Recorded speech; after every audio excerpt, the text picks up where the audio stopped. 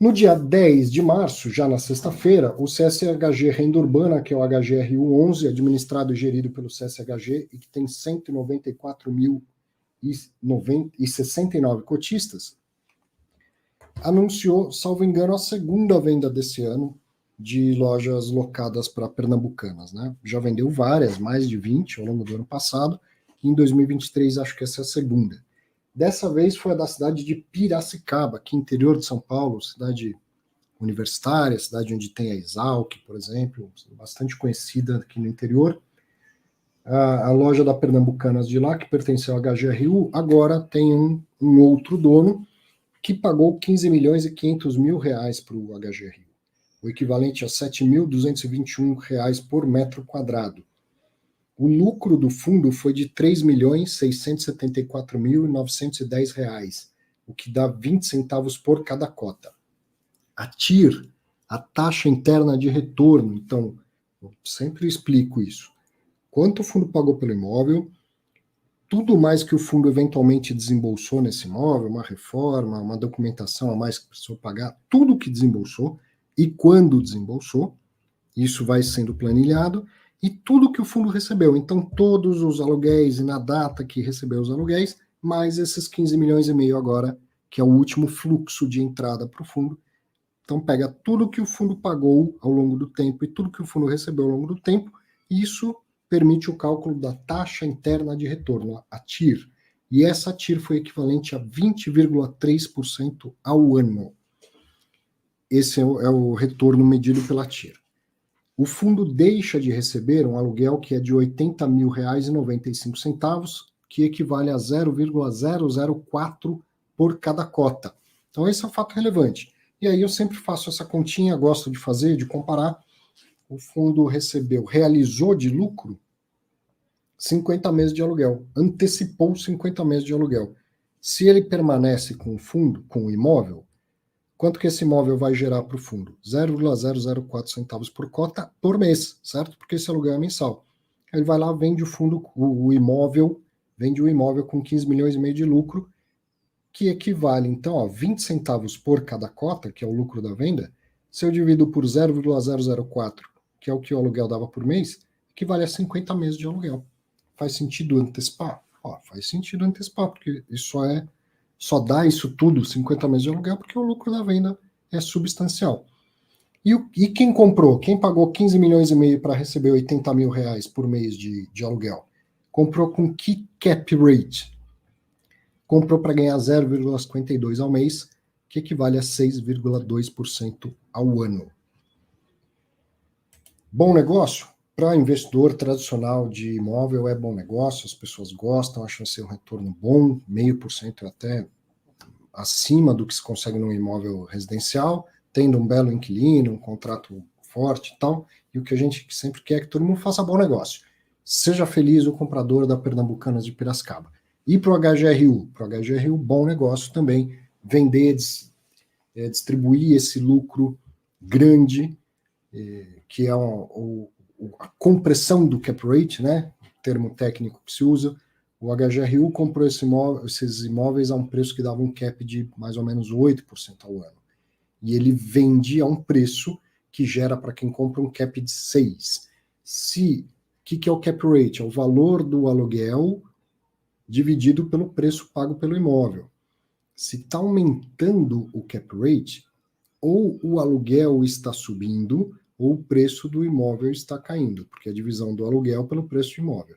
Se está diminuindo o cap rate, ou o valor do aluguel está diminuindo, ou o preço do imóvel está subindo. Então, se o HGRU compra por um cap que dá 8, divide o valor a receber de aluguel pelo preço pago pelo imóvel, isso dá 8% ao ano, e vende por 6%, o que está acontecendo nessa situação? Ele está vendendo por um preço bem maior do que ele pagou. Ele está aumentando o denominador dessa divisão. Bom para o fundo, bom para o cotista, faz um lucro, distribui um lucro a mais e vai diminuindo também a participação de lojas americanas no faturamento do fundo, certo? Vai aumentando a diversificação. Não é novidade, né? Já mais de 20 fatos relevantes desse ao longo do ano passado e agora esse ano, mas é sempre bom a gente aproveitar para bater um papo e refletir sobre a operação e aprender com ela. até porque tem gente que está chegando agora no mercado, tem gente que está assistindo fatos relevantes pela primeira vez, né? Então esse é o fato relevante do HGRU. E o último da semana, também no dia 10, foi do BTG Pactual Crédito Imobiliário, que é o BTCI 11, administrado e gerido pelo BTG Pactual, que tem 37.181 cotistas. Coisa super simples aqui, o fundo contratou a XP para prestação de serviço de formador de mercado. Não fala sobre o prazo que é indeterminado, mas que tem lá no contrato um prazo mínimo de 12 meses, mínimo. Ele é indeterminado, mas por pelo menos 12 meses, não fala do valor. E quem paga é o fundo, claro, quem paga isso é o fundo. Muito bem, o SBS está falando do Kung Fu, né, quando eu começo a fazer, ó, isso aqui, dividido por isso aqui e tal, eu faço assim, ele fala que é movimento de Kung Fu, assim, né? Isso é tudo que eu consigo usar aqui para tentar ser mais didático, viu, SBS, com o recurso visual que a gente tem aqui. Legal. Esses foram os fatos relevantes da semana, então, terminando com o BTCI. Teve destaque. O Clube Fim Entrevista foi um bate-papo com o Danilo Barbosa, que foi bem legal. Já digo e admito que a gente acabou se empolgando no começo. Eu comecei a perguntar da história dele, da origem, como ele foi parar nesse mercado imobiliário e tal. E a gente se empolgou, porque eu tenho curiosidade em aprender mais e conhecer mais as pessoas. E mais de 20 minutos foi falando da experiência de vida do Danilo. O que eu acho legal, né? Porque o Danilo assina a carteira recomendada do Clube FI. Se você quer seguir a carteira recomendada do analista Danilo Barbosa, você quer saber quem é o Danilo Barbosa. Por que ele chegou aí? Por que ele está assinando essa recomendação, mandando você comprar tal fundo, vender tal fundo? Então, o que ele sabe?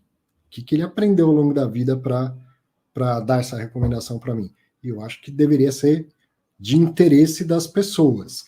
Ainda assim, pelo bem, né, de uma entrevista de 1 hora, a gente podia ter sido um pouco mais rápido nesse tópico, mas é que estava interessante mesmo e passamos uns 25 minutos. Mas vale a pena aprender e conhecer a trajetória do Danilo. E depois a gente começou a falar de fundo de papel, e aí eu acabei levando para os dois lados, conduzindo a entrevista.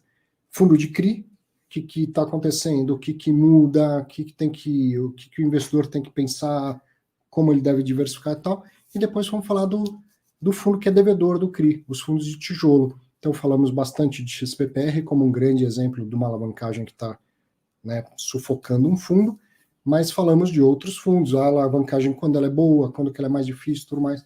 Então uma conversa muito rica com um cara que manja muito de mercado imobiliário, dessas operações de CRI, enfim, vale muito a pena ver esse papo, ver essa conversa.